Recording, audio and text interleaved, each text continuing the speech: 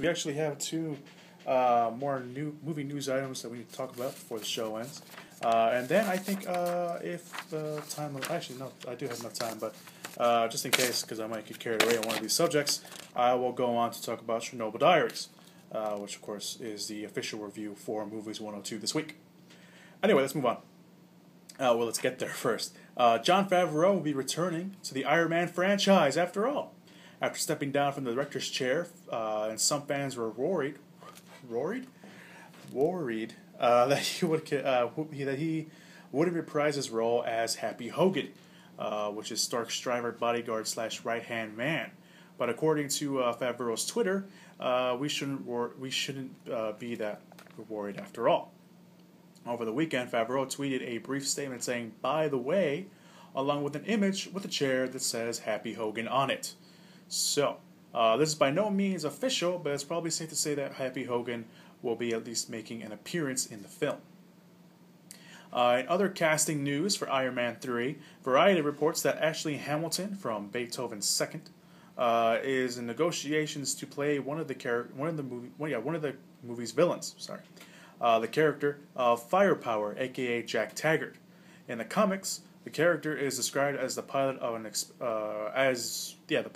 experimental armored suit under the secret mission dubbed Project Firepower. Hamilton is a personal friend of Robert Downey Jr., though they never actually worked together. So there you go. Also, rumor has it that William Sadler, he was the villain in Die Hard 2. He was also on the show Roswell, Shawshank Redemption, and he played the Grim Reaper in Bill and Ted's Bogus Adventure. Was spotted on the film's Wilmington backlot, presumably for a costume fitting. No word yet on who Sadler is playing, but given his history of playing, let's just say, badasses, it wouldn't be surprising that he play an adversary to Tony Stark or a member of the U.S. military.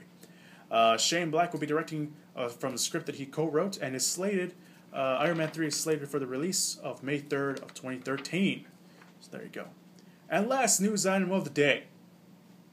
A sad one at that. G.I Joe Retaliation was supposed to come out this summer on June 29th. Literally a month away. But Paramount is moving the film to 9 months to a March 29, 2013 release for the reason to add 3D, which is, anyway. One of the studio executives said, we're doing a 3D job because we've seen how how it can work better, how it can work the box office internationally. Jim Cameron did it for Titanic 3D in post, and look how well that movie turned out.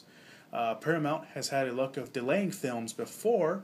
Its decision to move Martin Scorsese's Shutter Island gave the director his biggest box office hit ever. And right now, 3D is huge internationally, with Russia and China building new 3D theaters by the week. Also, the executives say that the blockbuster performance of The Hunger Games shows that March can be a prime time spot for the year for releasing movies. Of course, Paramount had to talk its partners on G.I Joe 2 into an extra 9 months of carrying costs. The $125 million budget of action movie stars Channing Tatum, Dwayne The Rock Johnson, Aderlan Palicki, Ray Park, Ray Stevenson, Brian Hung Lee, and Bruce Willis, and is directed by John Cho, who directed Step Up 2. That was the first movie that popped in my head, and he also did he direct the Justin Bieber movie? I think he did. He's making up for it. He's a huge G.I. Joe fan, so it's good. Anyway, with the G.I. Joe being pulled back, Ted, the movie by Seth MacFarlane about the talking bear, will take its June 29th place. With more information coming to light on the wake of the news, one of the stars, Dwayne The Rock Johnson, tweeted out plans for the 3D release, saying it will be worth the wait, designing new scenes to enhance the 3D. So, there you go. it sucks. It really does. I was really looking forward to G.I. Joe Retaliation.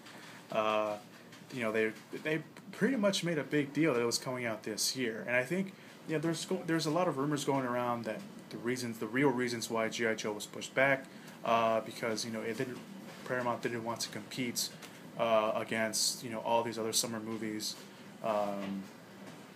I think the next big movie coming out after G.I. Joe was Spider-Man, the Amazing Spider-Man reboot. But besides that, I mean, there's also things that Paramount's also the company that released No, that was Universal. Sorry, thinking of two different things. But Paramount, I mean, they don't really have anything going for them at the moment. At least that I can think of right off the bat. They lost the Avengers to Disney, so take that as they did get a pay cut for that. But I don't know. I think it's interesting. It's interesting that I don't think there's ever been a case like this where a movie has literally been pulled from its spot a month before its release. It's crazy. It really is. I was really looking forward to G.I. Joe. I mean, I really was. So it sucks. But I guess they're putting 3D on it, which I'm not opposed to 3D, but I'm also not the biggest fan of every movie having 3D. I think G.I. Joe wasn't even going to have 3D. They were just going to release it, but I guess they want 3D attached to it now. Let's move on. I was going to take a break, but I might as well just get into it so I'm not, taking up anybody's time or, finishing my show on time this time. Let us get right into the review of Chernobyl Diaries. The movie was produced by Oren Peli, who of course directed and wrote and produced the Paranormal Activity movies. It is about 6 tourists going on extreme tourism to an abandoned city of Pipirots near the Chernobyl nuclear reactor that of course went off. Everything goes to hell, and they're stuck there while being hunted down. Of course, because it's a horror movie, everything has to go to hell. So that's kind of the real basis of the movie without giving anything away. Chernobyl Diaries is probably one of... Here's the thing. I read this review, and they mentioned, that Cabin in the Woods did such a good job at the horror. I'm not going to go into Cabin in the Woods because I can gush about Cabin in the Woods, but I'm not going to. They mentioned that Cabin in the Woods, in a way, redefined the horror genre and all this other stuff. I don't want to get too into it because I might ruin it, but just leave it at that. And Chernobyl Diaries is really pretty much the only horror movie to come out since then. And it goes back to every cliche you've seen in a horror movie. Every cliche that you've seen in a horror movie, it happens in Chernobyl Diaries. The characters make dumb decisions. There's a lot of jump scares in this movie. And, sometimes horror movies, they do that thing where, they have the music on and it's like very subtle, and then, it stops, and then there's a jump scare where it's like, oh, everything's fine. And then, whatever, is killing them is right behind them. This movie has that. But one of the things that they can do with Chernobyl Diaries is the fact that since it's an abandoned city, there really is no sound, so there really isn't a soundtrack to the movie per se. But you can tell when every pop-out moment was going to happen in this movie, just by the score alone playing in the background. When it suddenly goes silent for no reason, something bad's going to happen. And I know, and sometimes horror movies that does work, and sometimes that's what makes it a fun experience to watch a horror movie. But for this one, it just didn't work, and there's more reasons for that. Besides that, I'm jumping around. Sorry. The atmosphere of this, the abandoned, it's an abandoned city, is moody and it's eerie, even during the day, which I think could have been played more. It could have been played more into the story. It's just like, oh, it's here, it's moody, it's abandoned, and that's it. That's all you get. And they eventually go into buildings where they don't know anything's going on. There's no light in them, so they have to use like a flashlight, and it's just like, okay. And by the way, it is so dark in this movie, you can barely see anything. It's not the darkest movie ever made. That title still holds to Alien vs. Predator, Requiem, and Ninja Assassin. Those are the darkest movies ever made because you can't see anything that happens in that. But I mean, it's like, I know it's a horror movie and you want to put us in that setting, but just give us a little bit more lightning. With that, you never really see what's hunting them down. Or, I'm not going to say whether it's, people have been saying it's like spirits, or, there was this rumor saying that, with the what is it? I just had it on the tip of my tongue. The radiation. With the radiation, that it was themselves hunting each other, or they're seeing things. I'm not gonna say anything. I'm not gonna say what it is. You can probably figure it out by the trailers, and if you watch it by the trailers, you know that there's something there, that you do see something. But there's people saying that, oh, it's probably in their heads. I'm not gonna comment on that. That's totally up for you to see it if you go see it in general. But even that, you never really see it. Anything. You never see anything. There's a line in the movie that says, nature has taken back its rightful place. So there's a lot of wilderness. There's some animals that wander around. So there's dogs in the movie that you see in the background. That's the only thing you see in this film that hunts them down, was the dogs.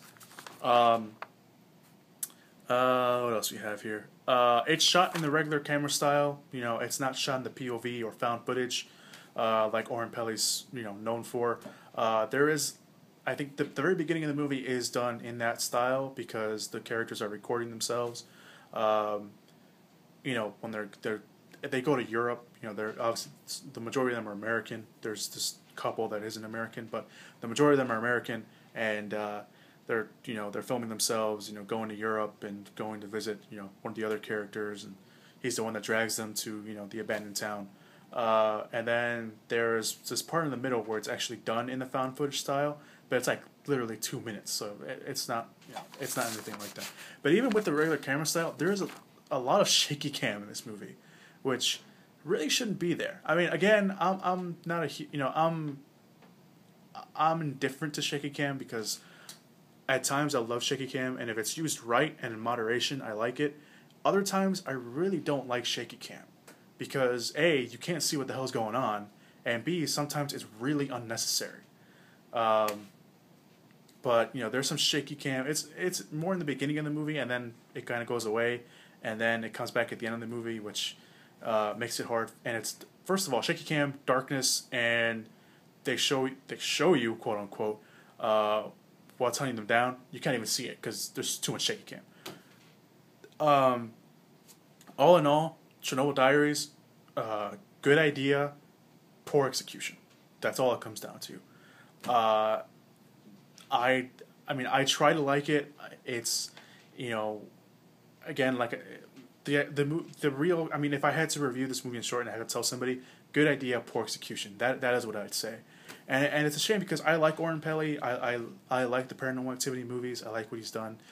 The director, I think this is his first like real big movie. So, I mean, I'm not gonna put too much on him, but the script was done in the style that Oren Peli's known for, where most of the script is done by improv. The actors had to do improv for their lines. They're giving guidelines for what they have to say at certain points, but majority of what they say is improvised. But again, I'm not blaming them or anything like that. It's just it's a combination of that and just kind of the story that they wanted to say. So my rating for Chernobyl Diaries is 2 out of 5, and it really sucks to say that because again, I'm a guy that prides myself in liking and enjoying more movies than other people because I tend to do like and enjoy more movies than other people do. So it sucks for me to say that this movie wasn't really good. So I mean, if you want to go see a horror movie and you got nothing better to do during the week, go watch it. I mean, it's not gonna. And it's just one of those movies you got nothing better to do, and it's during the week. You can go watch it. Just enjoy yourself or whatever. So there you go. That's been my review of Chernobyl Diaries. Hope you guys enjoyed.